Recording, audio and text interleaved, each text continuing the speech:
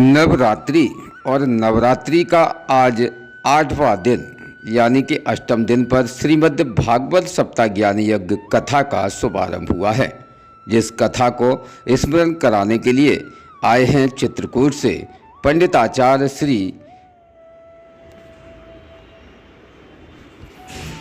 कुलदीप शास्त्री जी, जिनके मुखारबिंद से श्रीमद् भागवत कथा का रसपान श्रोताओं को कराया जा रहा है। नियमित कथा का समय दोपहर 12 बजे से शाम 5 बजे तक।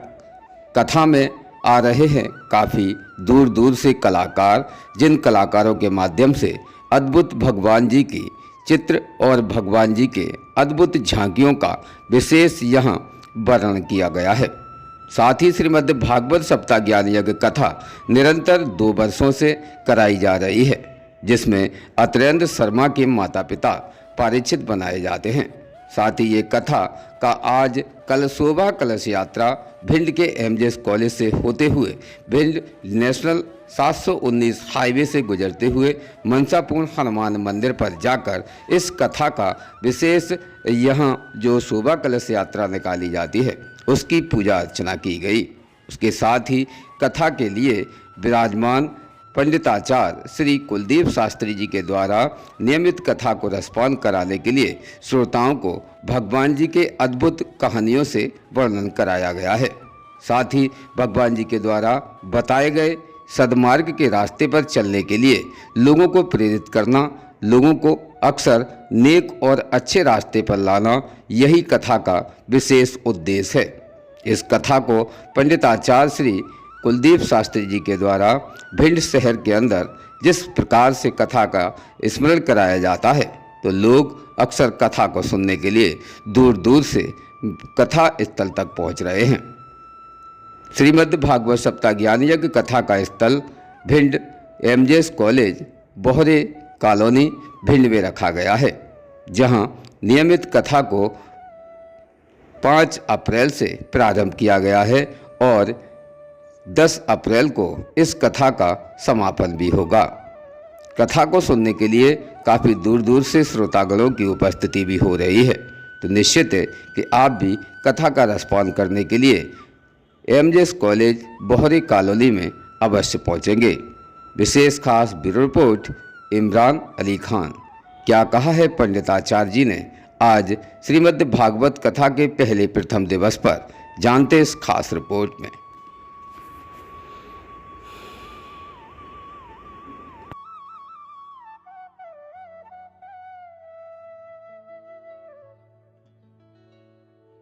अभी अभी 84 कोष की परिक्रमा चल रही थी, है ना। बहुत सी माताएं भैया लोग जाते हैं परिक्रमा लगाने।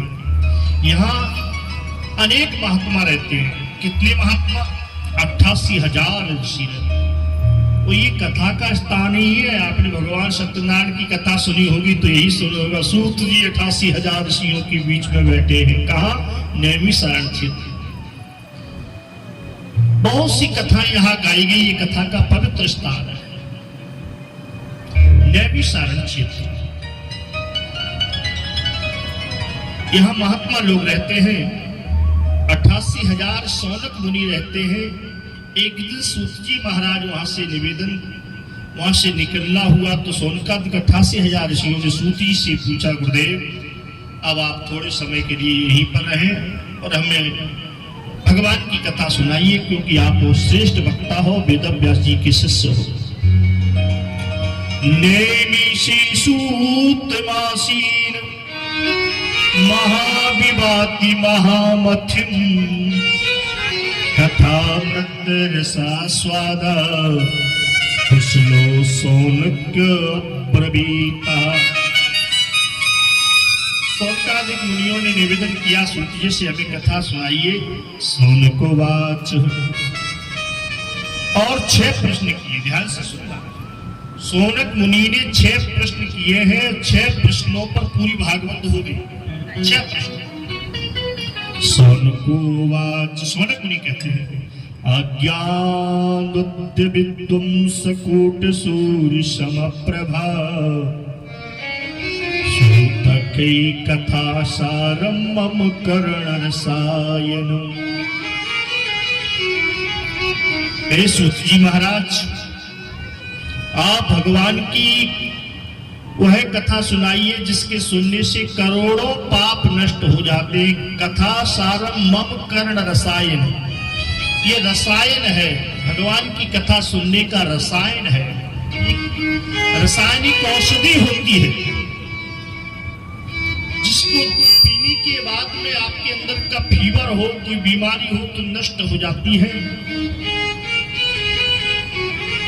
श्री शौनकादिक मुनि बोले कि हमारे अंदर एक बीमारी है जगत की मोह की, वह दूर हो, इसलिए ऐसी रसायन पिवाइए। कथा कर्ण मम रसायन, कानों के द्वारा पीना चाहते हैं और भगवान की कथा सुनाइए।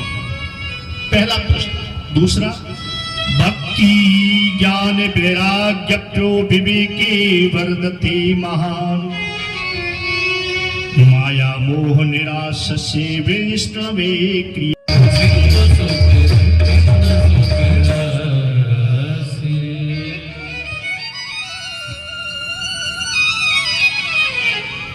जो इसलिए बाबा वेदव्यास जी ने प्रथम श्लोक में लिख दिया कि सच्चिदानंद रूपाय विश्वोत्पत्त्यादि हेतवे तापत्रय विनाशाय श्री कृष्णाय वयं नुमः। भगवान आप सच्चिदानंद हो, आपका नाम सत्य है, आप आनंद स्वरूप हो। तीन तरह के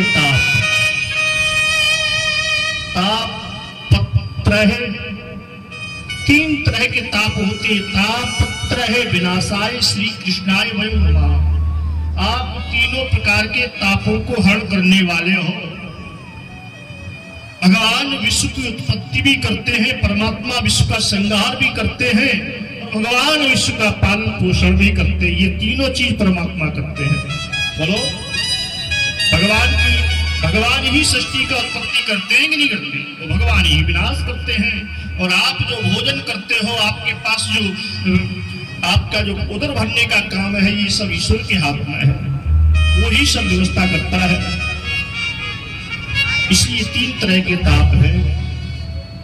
देही के भौत, देही के देवी के भौतिक ताप।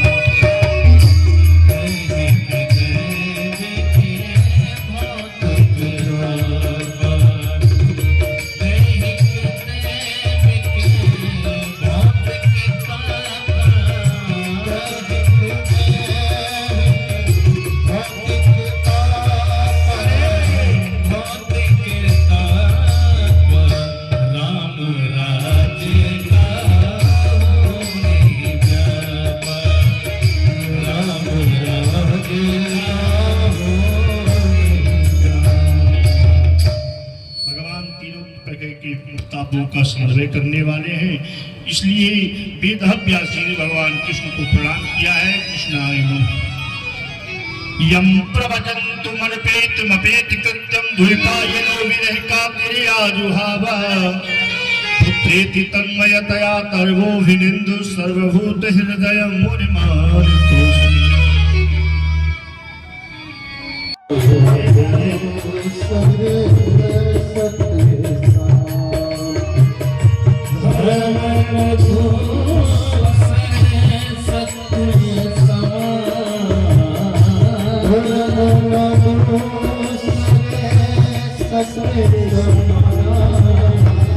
सत्य समाना आगमति गो पुराणी बता,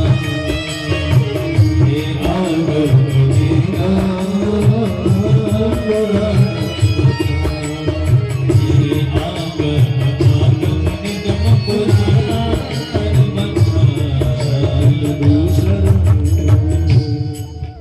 सत्य ईश्वर है और कोई सत्य नहीं है। धर्म सत्य है। इसलिए वेदव्यास जी ने भागवत जी में लिखा कि सच्चिदानंद रूपाय, प्रभु आप सत्य हो और दूसरे आप आनंद हो। दुनिया में जो हम वस्तु को प्राप्त कर लिए हैं उसमें आनंद नहीं है, लेकिन हम उसको आनंद समझ बैठे हैं। हम थोड़ी सी 20-25 लाख की गाड़ी में बैठ जाएं और एसी चालू कर दें गर्मी में, और फिर उसके बाद में थोड़ी सी नींद आ जाए या एसी में लेट जाए 2 घंटे, उस जगने के बाद हम कहते हैं महाराज आज तो आनंद आ गया।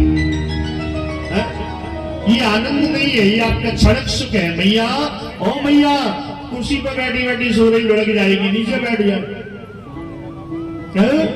झटका लगे तो नीचे गिर जाएगी।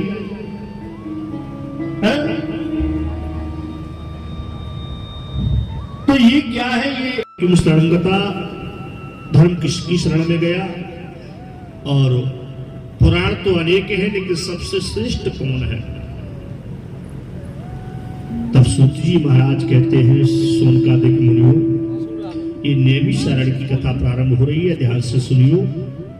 सूतोवाच प्रीत सोन किचते ते हाथो बचम विचार्य सर्वो सिद्धांत निष्पन्नम संसार भय नाशनम। संसार से मुक्ति दिलाने के लिए, संसार से भय मुक्त करने के लिए हम आपको कथा सुना रहे हैं, आप ध्यान से सुने। क्योंकि ये कलयुग है, वो कलयुग की विशेषता है कि काल अपना रूप सबको बना, काल जो है कलयुग में सबको अपना भोजन बना रहा है, ग्रास बना रहा है। यहाँ कैसे? बोले काल ब्याज मुख ग्रास नृणास है तभी, काल ब्याल मुख ग्रास त्रास नृणास है तभी। कलयुग के मुख में सब लोग समा रहे हैं, इतना बड़ा मुख है इसका।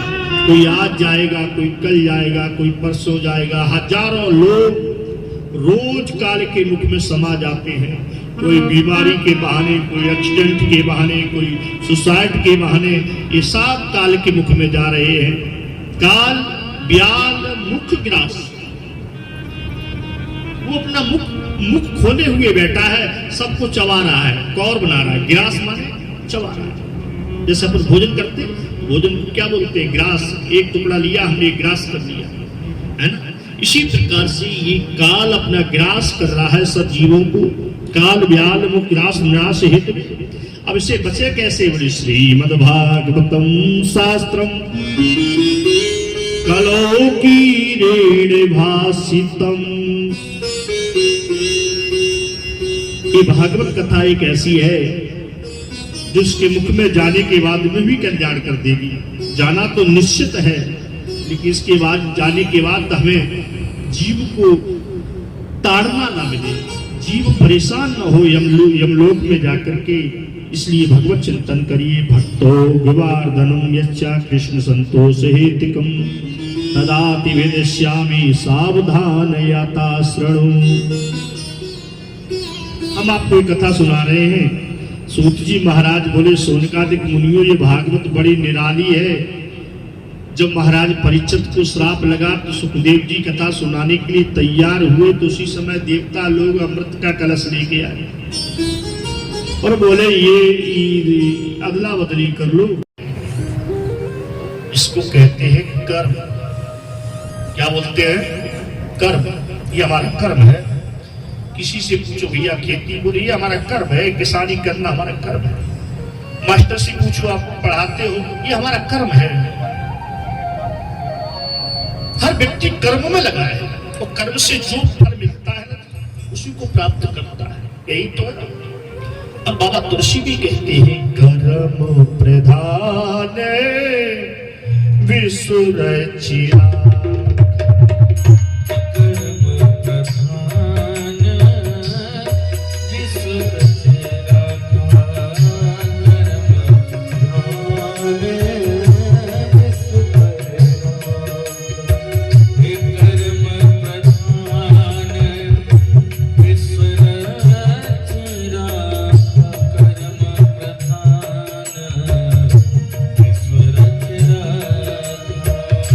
कर्म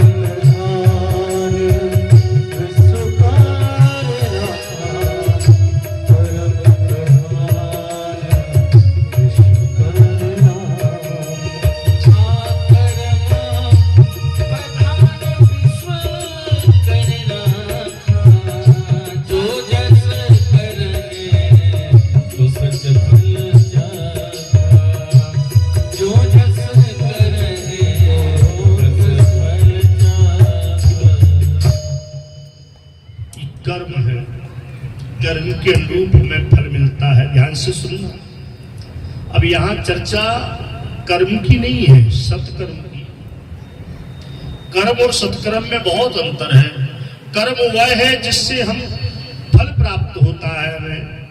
कर्म प्रधान विश्व रचना। आपको जैसा कर्म करेंगे वैसा फल मिला। विद्यार्थी ने कर्म किया, खूब पढ़ाई की, पढ़ाई। रोज़ ताज़ा खबरें देखने के लिए हमारा चैनल DVC 24 न्यूज़ को सब्सक्राइब करें, साथ ही बेल आइकन भी दबाएं।